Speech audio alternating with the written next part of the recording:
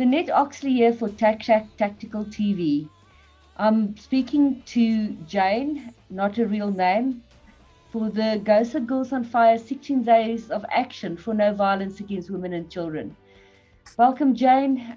I know it's not easy for you to talk to us, but welcome. Thank you so much, Lynette. You're currently in an abusive relationship which you're getting out of. Can you tell me your story? Well, let me just correct you there. I managed to get out with my life, luckily. I think in society, we don't discuss different types of abuses enough. It's always domestic abuse that's always addressed, but abuse comes in many forms. With me, it started with emotional abuse, where I was there was a lot of gaslighting, constantly made to feel as if everything is my fault, being manipulated in my relationship. And then it eventually became verbal abuse, where whenever there was an argument or a disagreement, there would be the manipulation still, the gaslighting, and being called all sorts of names. Until I one day found myself being strangled by my then husband against a wall and basically fighting for my life. And that's where the domestic violence came in. So it escalated for over a couple of years before it got to almost losing my life to my partner. This is very hard. We all start out in relationships with this. You love the person. You don't just go into a relationship because you don't love this person. And suddenly this person changes and they treat you as something less than what you're worth. And then in the end, I'm sure you feel that you're not worth being there. It makes you less than what you are. What made you decide to actually I know obviously there was the physical abuse that came through, but was it easy to make that decision to get out of the situation? To be honest with you, it's not an easy decision. Even after I got out, there were times I would ask myself if that is really what I wanted. There was a point where I felt maybe things can be fixed, maybe things can be salvaged. But obviously it did not happen like that. I realized, and going against everything that my family had said, I had no family support. And of course, the family is always trying to fix things and fix you and make you think that if you did certain things differently, the outcome would have been different.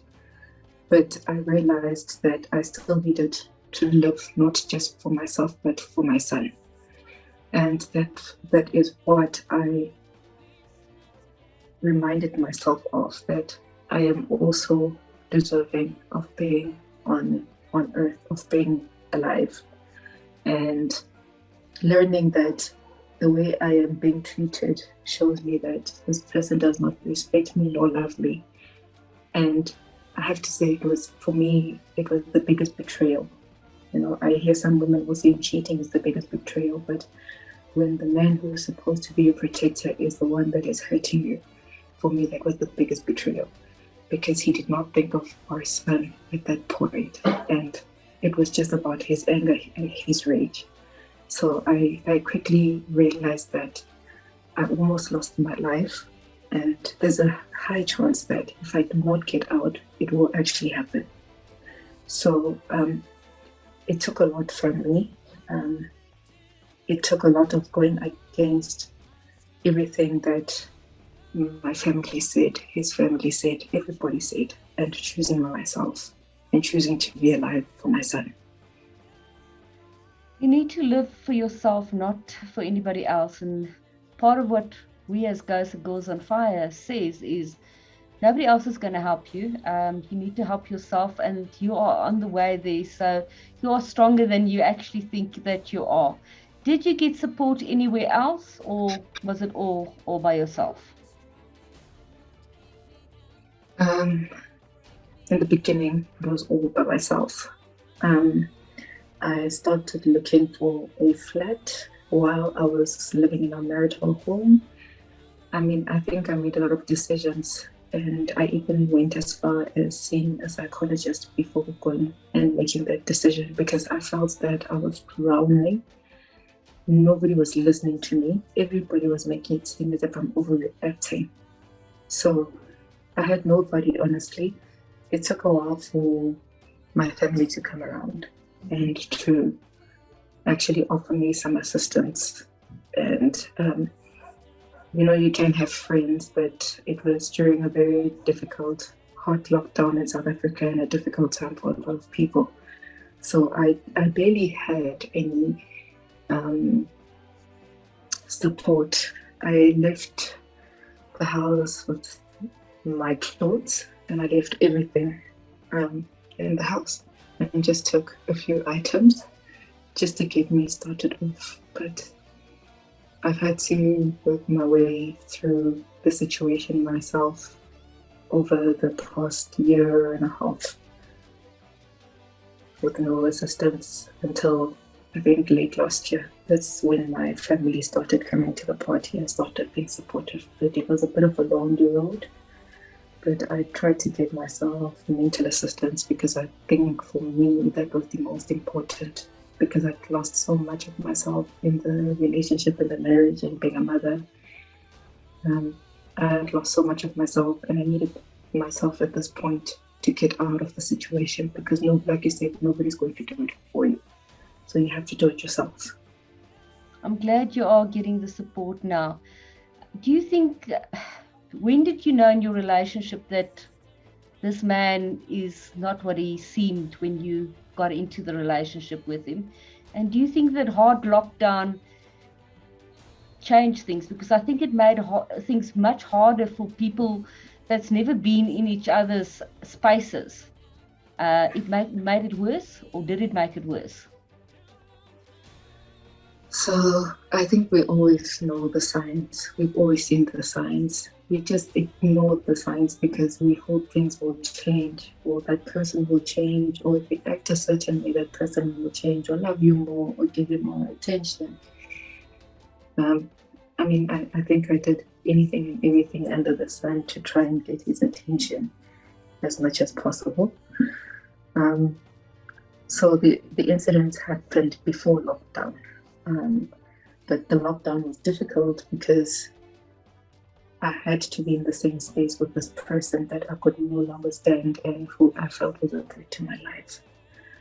I was hardly sleeping, hardly eating, and I had nobody to speak to, because at that point there wasn't a lot of support from the family, even after the incident.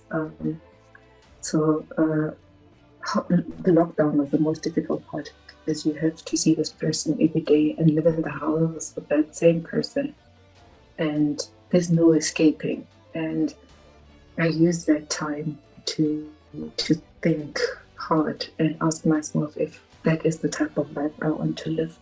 And I realized that it's not, and I had to get out, because it was damaging to my health, to my mental state. It was damaging in every way possible. So as much as it pains me to go through this divorce, I am actually happy I got out with my life. Are you on the road to recovery? It's a very long and lonely road, you could say. There's nothing worse than waiting for an apology that you're never going to get, and an acknowledgement of wrongdoing that you're never going to get. So at the end of the day, you need to remind yourself why you got out, and live for yourself for a change. I mean, I got married at a very young age, and at the age I'm at right now, I'm glad that I still have a life ahead of me. Do I want to get married again? Hopefully not. I really don't want to, but I still believe that it is possible. I will find There's some good men out there. There are some good men out there. And for now, it's about concentrating on myself more than anything else and concentrating on bringing up my son. And taking away the stigma of society, because as a divorced woman, especially being Black, it's always like you did something wrong. It was you were the reason your marriage failed. But for me, the most important lesson that I want my son to learn is that he comes first and his happiness comes first. And if he's not happy, he should not stay in a situation that does not make him happy. And for him to acknowledge that he can see that I'm happy for me, I think is the biggest achievement. But I think you should also be very gentle on yourself, because you need to be happy. You have the right to be happy and to feel safe. You really do. And if you're happy and safe, your son will be happy and safe. So give yourself the chance to be happy and to feel safe.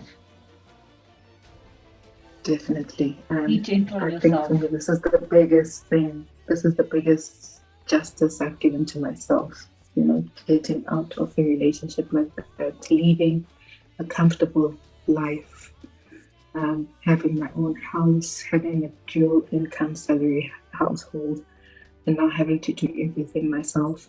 It's difficult, but nothing beats the peace that you find every day you're in the house, knowing that you're safe and you're much happier and you're in a better space physically and mentally. Absolutely. If you've got a message for other ladies out there, what would you say to them? Your happiness is very important. If the relationship is no longer fulfilling you, leave. Don't wait for a time where your life is in danger. I think we know the signs, we have seen the signs. Trust your instincts. But honestly, there is so much more waiting out there for you. There is so much more that life has to offer. And you don't need to stay in that situation. As difficult as it may be,